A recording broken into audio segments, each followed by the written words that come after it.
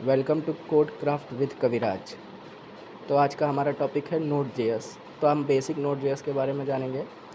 तो चलिए आसान भाषा में समझते हैं नोड जेएस क्या है और ये इस्तेमाल कैसे होता है। तो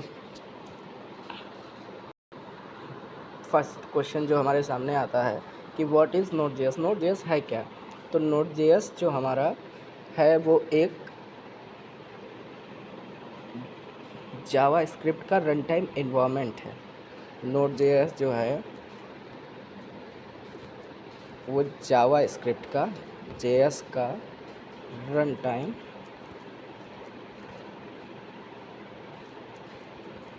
एनवायरनमेंट है जो हमें ब्राउज़र पे जावा स्क्रिप्ट को चलाने की सुविधा देता है, जो हमें फैसिलिटी देता है, फैसिलिटी प्रोवाइड कराता है जेएस को किस पे चलाने के लिए, ब्राउज़र पे चलाने के लिए फैसिलिटी प्रोवाइड कराता है। मतलब इसका मतलब है कि पहले जावा स्क्रिप्ट जो थी सिर्फ वेबसाइट के फ्रंट एंड ब्राउज़र में चलती थी। जो हमारी जावा स्क्रिप्ट थी वो वेबसाइट के फ्रंट एंड ब्राउज़र में ही चल पाती थी। लेकिन नोड जेएस की हेल्प से या नोड जेएस के आने के बाद अब हम जावा स्क्रिप्ट को सर्वर पर भी चला सकते हैं। हम नोड जेएस की हेल्प से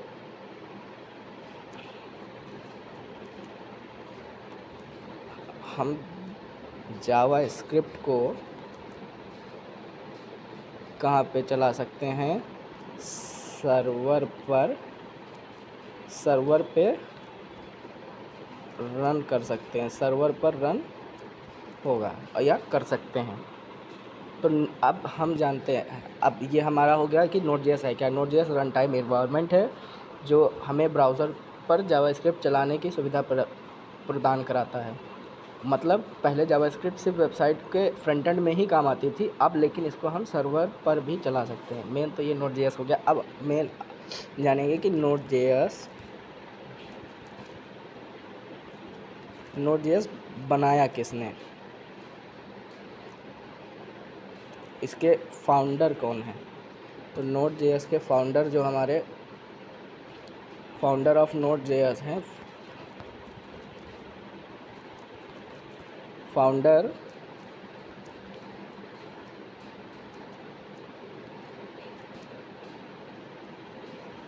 वो रैन दही हैं, RYAN रैन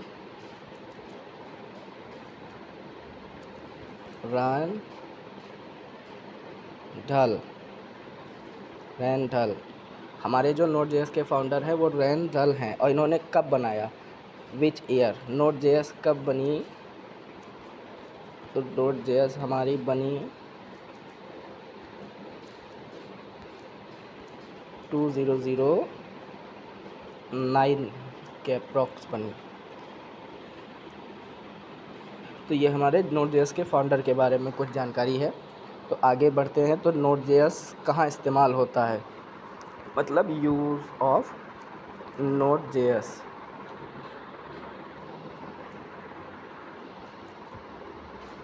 नोड जेएस के यूज़ क्या हैं।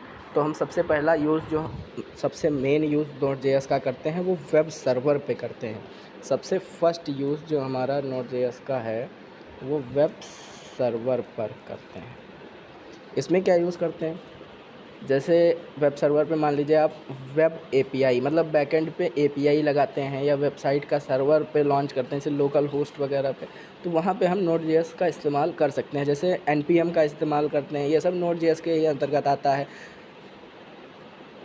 और npx है, ये सारे हम नोड जेएस में ही यूज़ करते हैं। फिर सेकंड जो हमारा मेन कहाँ यूज़ करते हैं एप्लीकेशन आया, वो आता है हमारा चैट में। जितने भी हमारे चैट एप्लीकेशन हैं उसमें भी हम नोड जेएस का यूज़ करके बना सकते हैं। तो चैट एप्लीकेशन जब हम बना सकते हैं, रियल टाइम ऐप जैसे बनते हैं, ये सब व्हाट्सएप वगैरह हैं, ये सब हम उसमें नोड जेएस से भी कर सकते हैं। थर्ड हमारा आता है फाइल सिस्टम। जैसे फाइल से ऑपरेशन, जैसे रीड करना, राइट करना, ये सब हम कर सकते हैं फाइल में इसके दौरान। जैसे एक प्रॉपर्टी आती है Node.js की fs करके, fs प्रॉपर्टी से हम लोग फाइल में रीड, राइट, अपडेट और रिट्राइव ये सब कर सकते हैं। अब हम ये जानते हैं कि पॉपुलैरिटी ऑफ Node.js, मतलब Node.js इतना क्यों ख़ास हुआ, इसकी खासियत क्या है Node.js की। सबसे मेन खासियत या एडवांटेज आप कह सकते हैं, तो सबसे मेन एडवांटेज ये फास्ट है। क्योंकि गूगल क्रोम इंजन, अब देखिए गूगल क्रोम इंजन पर चलता है, जिसका गूगल क्रोम इंजन मतलब ये जो हमारा Node.js है वो फास्ट है, क्योंकि यह गूगल के क्रोम V8 इंजन पर चलता है और सारे सर्वर की फैसिलिटी वहीं से प्रोवाइड कराई जाती है। सेकंड जो है इसका, वो नॉन ब्लॉकिंग IO डिवाइस है, नॉन ब्लॉकिंग इनपुट और आउटपुट। इसका मतलब हुआ एक साथ कई काम हम कर सकते हैं। कोई भी इनपुट या आउटपुट लेने में हम किसी तरीके का बंधेज या ब्लॉकेज नहीं झेलते हैं। कोई भी काम हम एक साथ कर सकते हैं। बैकएंड, यहाँ तक बैकएंड के प्रोग्राम और फ्रंट एंड के प्रोग्राम को साथ चला सकते हैं इसमें। अब देखिए अगला जो हमारा इसका आता है वो आता है सिंगल थ्रेडेड।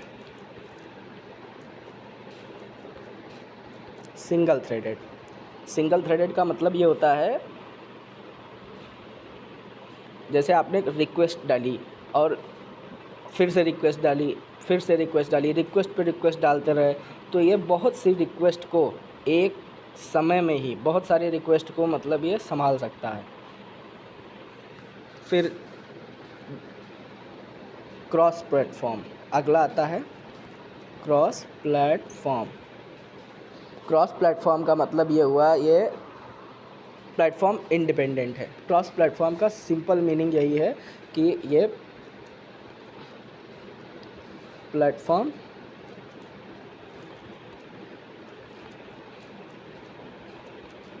इंडिपेंडेंट मतलब ये है आपके विंडोज़ पे, मैक पे, लिनक्स पे हर जगह चल सकता है।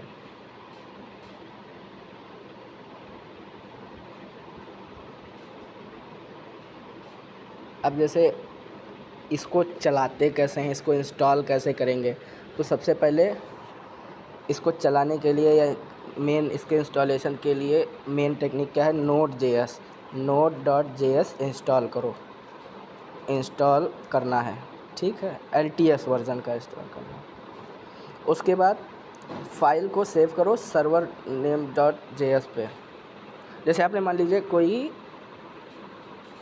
फाइल बनाई, आउटपुट एक बनाया छोटा सा प्रोग्राम, इसमें हेलो वर्ल्ड का ही लिखा, तो उसको server.js या किसी भी नेम से, जावास्क्रिप्ट की ही फाइल होगी तो उसको किसी भी नेम से आप सेव कर दो। मान लीजिए मैंने अपना ही नेम डाला kaviraj.js, अब इस नाम से मैंने फ़ाइल को सेव किया। Node.js इंस्टॉल ही था, फिर हमने कविराज नाम JS से इसको सेव कर लिया। अब हमें टर्मिनल खोलना है, सिंपल टर्मिनल खोलना है। टर्मिनल खोलने के लिए हमें क्या करना है, टर्मिनल ओपन करना है। इसके लिए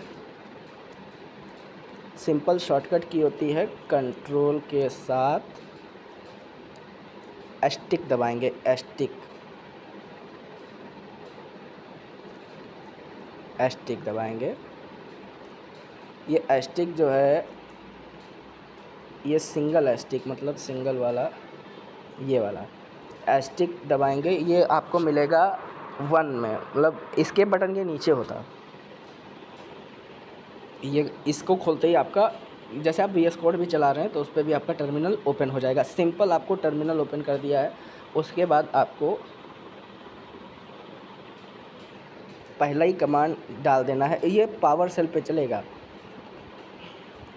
खोलेंगे तो उसमें साइड में प्लस बन के ऑप्शन आता है टर्मिनल में ही कि आप CMD चलाना चाहते हैं, पावर सेल चलाना चाहते हैं, या बहुत से ऑप्शन होते हैं उसमें। तो ये पावर सेल पे ही कर सकते हैं, या सिंपल CMD आप ओपन कर लीजिए, उस पर भी हो जाएगा। पावर सेल पे कमांड देंगे नोट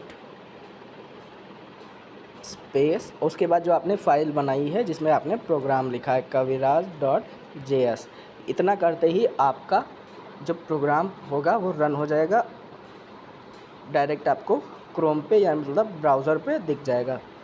थैंक यू, मिलते हैं अगले लेक्चर में एक नए टॉपिक के साथ।